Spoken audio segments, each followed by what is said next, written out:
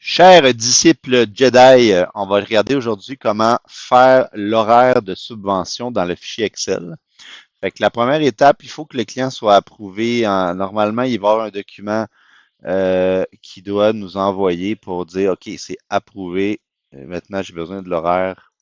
On peut le faire d'avance aussi, comme 2 semaines d'avance ou plus, pour être sûr. Mais des fois, c'est que même si on fait l'horaire d'avance, les heures approuvées peuvent changer.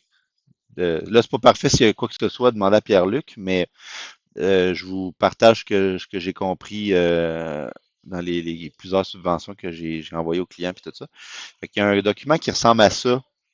Euh, si on va un petit peu plus bas, ça va dire cette entente entre en vigueur le 19 janvier, prend fin le 27 mars, exemple. Fait que ça, on peut faire la formation à partir de cette date-là et plus.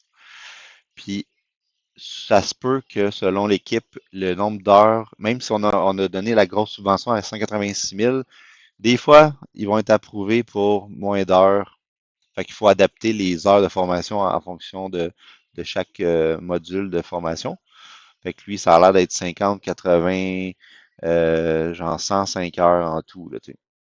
Fait que là, il faut que je coupe les affaires inutiles. Fait que je vais prendre celui-là comme exemple. Pour le document, vous allez dans le Drive, là, le Work Drive ici. Vous allez dans Vente. Vous allez dans Subvention, Emploi Québec. Je l'ai mis ici, Horaire Template. Fait que là, tu peux faire copier et on va dans Demande. Là, j'ai fait mon dossier test de l'autre vidéo. Coller. Puis là, on va changer le nom du fichier pour que ça soit clair. Mettons nom du client, horaire, subvention, peu importe là. Fait que là, on va ouvrir ça avec Excel. Puis ça ressemble à ça. Fait que ça, évidemment, c'est celui d'un autre client par rapport. Fait qu'il faut tout adapter. C'est plus les dates, les nombres d'heures totales. Ici, on voit le total qui se calcule tout seul. Qu'il faut que ça fitte exactement avec le document du gouvernement, l'heure de chaque journée de formation, puis le numéro de paiement plus tard qu'on va regarder. Fait que là, si je regarde son document, exemple, il y a, il y a CRM, Project, Books, puis Inventory dans ce cas-ci. Euh, Toutes les autres, il faut les effacer parce qu'il n'a pas été approuvé pour ça. Fait que, dans le fond, si je vais dans CRM, Projects, Books, Inventory, puis c'est ça, il y a juste les quatre. C'est rare, là, d'habitude, ils ont toute la gang, là, mais en tout cas, c'est pas grave. Fait que jusqu'à Inventory, tout le reste, on va l'effacer parce qu'on n'aura pas besoin. Delete, et voilà. Fait que là, ça va être, mettons, 105 heures. Je l'écris à la main, là. Bon. Après ça, il faut que le total de Zoho CRM, ce soit 25 heures. Donc, on ne peut pas changer le total de même, il faut le changer dans les heures. Fait on va rajouter 3 heures. Exemple, on va mettre 1 heure de plus ici, puis 1 heure de plus ici. Il se calcule tout de suite dans le sous-total, là, ici.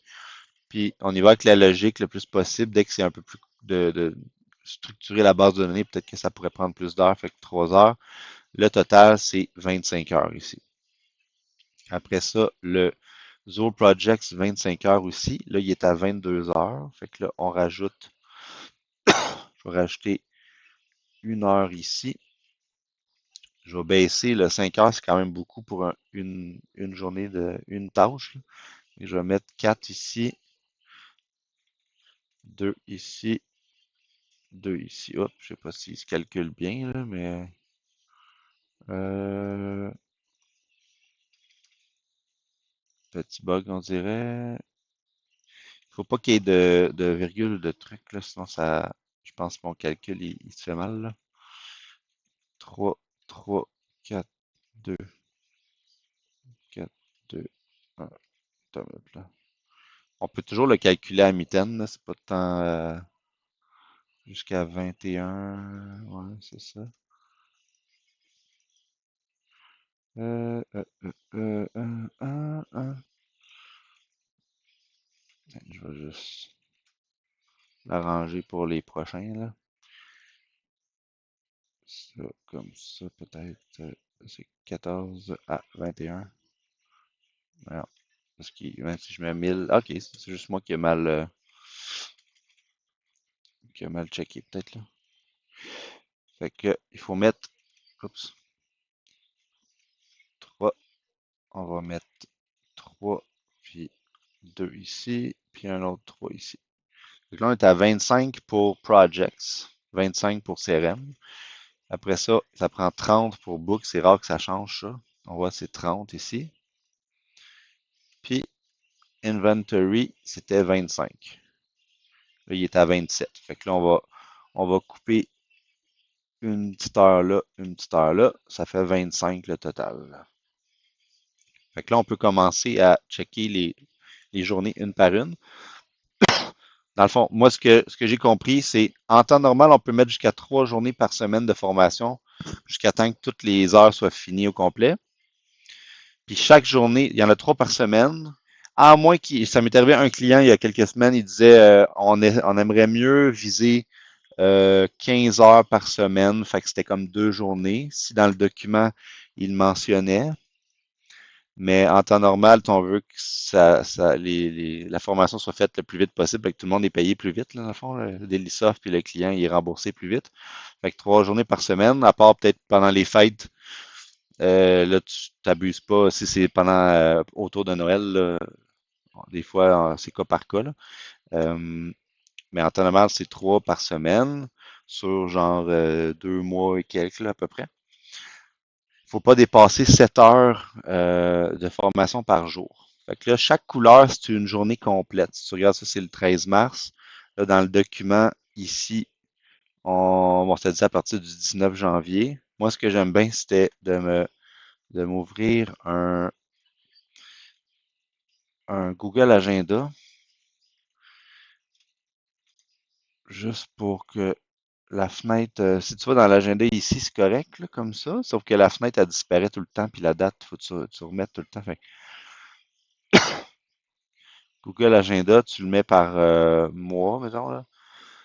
Bon, là, c'est sûr que je vais le faire pour le passé, là, on est en mars, là, mais lui, c'est à partir du 19 janvier. Fait que là, on va checker le 19 janvier, c'est quelle date? C'est un lundi. C'est un lundi, fait que c'est correct, là. Fait qu'on pourrait commencer le lundi. Fait que je vais juste fermer celui-là, il sert à rien. Juste pour pas que je sois mélangé avec mes documents. Bon. Fait que là, on va y aller pour commencer juste à choisir les dates. Fait que 19 janvier, là, je fais copier. Oups. 19 janvier, je colle ça. CTRL-C, CTRL-V pour que ça soit la première journée, ça soit tout le 19 janvier au complet. Après ça, il faut que le total des heures, toutes ces 4 tâches-là de formation, ça donne en tout 7 heures. Fait qu'on a 3, 2, 5, 6, 7, tu vois, 5, 7. Fait qu'ici, le template, il y a peut-être de quoi là, qui a changé. Il faut que je mette une autre journée, en principe, ici. Fait que, mettons, je vais le mettre vert, peu importe, là. Puis on mettra une autre journée, mettons le 20 là, en attendant. Fait que 5, 7, ça fait la première journée de formation. Je reviens dans mon calendrier. Puis il y a sûrement des meilleures méthodes que moi, ce que je faisais, c'est juste, moi, je prends le temps de bien checker. Ça prend à peu près une heure ou 45 minutes de faire l'horaire seulement, puis peut-être un 45 minutes de faire le document de subvention. Juste donner une idée, là. Euh, prendre le temps que tout soit vérifié. Deuxième journée, je vais mettre le 20. Fait que, mettons, ça serait lundi le 19, le 20, puis le jeudi le 22. Fait que la deuxième journée de formation, ça serait le 20. Fait que là, je vais aller, ici, ça, c'est fait. Je vais aller à ma deuxième journée le 20, puis je fais coller, coller, coller, peu importe. Là, c'est sûr, mes heures sont déjà placées pour que le total soit 25. Fait que, il va falloir qu'on joue un petit peu avec les chiffres, là, mais fait que ça fait 2, 4, 7. Fait que la journée ici, ça serait tout ensemble, ça donne 7. Puis après ça, le 22 mars, c'est une troisième journée. Fait que là, des fois, il faut inverser des chiffres. C'est comme celle-là est finie, c'est parfait. Là, lui, si je calcule, ça fait 3 plus 3, 6. Puis là, ça me prendrait 1 heure tout seul pour que ça marche. Fait que l'heure un peu plus bas, le 1, je vais le monter en haut. Je vais mettre ici 1, puis je vais mettre 2 en bas. Comme ça va être plus facile pour les coller ensemble. Fait que là, ici, je vais mettre une belle petite couleur rose. Puis je vais mettre la date toute le 22. Fait que si tu regardes là, j'ai 3 heures, 6 heures, 7 heures. La même journée ici, comme ça. Après ça, on regarde le calendrier. Fait que là, j'ai fait 19, 20, 22. Là, ça s'en va à la deuxième semaine. Fait que le 26, mettons. 26, est-ce que c'est pas mars, c'est janvier en plus, là. Comme ça. Janvier, janvier, janvier. Janvier, janvier, janvier. Puis, on a. Fait que là, je suis rendu au 26. Fait que c'est ça, il faut prendre le temps, il ne faut pas être dérangé. Moi, je ferme mon chat, je ferme mon TLUS Connect parce que dès que tu te fais déranger, tu perds le fil complètement là, de la patente, là. Fait que là, on a 26 janvier. 26 janvier. Si je regarde les heures, c'est 2, 2 puis 3, ça fait 7. 2, 4, 7. Puis là, je vais les mettre la même couleur, toute la gang. T'as un beau petit bleu. Puis celui-là, seul, comme ça. Et tu regardes, 2, 4, 7, 26 janvier. On est all dress poutine. Tout est correct. Après ça, il suffit juste de faire ça jusqu'à la fin pour que chaque cours donne exactement le nombre d'heures du total. Puis après ça, tu calcules le total des heures. Si je calcule juste pour être sûr, même si je suis quand même pas si pire en maths, on veut juste pas que ce soit de notre faute s'il y a une erreur de chiffre, là. Fait qu'on a 25 heures CRM, 25 heures Project, 30 heures Books, puis 25 heures l'autre, ça fait 105 heures. Puis dans le total ici, j'ai mis 105 heures. Fait que tout est guido. Puis une fois que j'ai tout replacé les heures, parce que ça peut arriver qu'on se trompe, tu regardes toutes les dates, que c'est 7 heures par jour, 3 jours par semaine maximum de la semaine, là, du lundi au vendredi. Tu refais le wrap-up, OK, 7h19, parfait, 7h20, etc. Euh, puis c'est ça. Ça, c'est la première étape, que toutes les heures soient correctes. Puis il va rester les noms à mettre. Parce que la personne, le propriétaire de l'entreprise, il faut qu'elle fasse comme un résumé de quel employé, dans quelle formation qu'il doit faire. Fait que ça peut être bon de le préparer d'avance. Tu mets tout le nom des employés ici, direction propriétaire. Toutes les X s'appliquent à leur formation. Fait qu'exemple, le CRM, toute l'entreprise au complet d'habitude vont faire le CRM. La plupart vont faire projects aussi ici. Après ça, book, c'est pas tout le monde. Des fois, ça va être les propriétaires seulement, puis pas les autres employés. Fait que tu peux mettre, exemple, dépendant quelles lettres sont dans la formation, là. Après ça, inventory, la même chose. C'est juste c'est plus facile pour notre client pour remplir les papiers au lieu que tu y fais sauver du temps, dans le fond. Fait que c'est pas mal ça. Puis, on envoie ce document-là carrément au client que lui, il renvoie à Service Québec.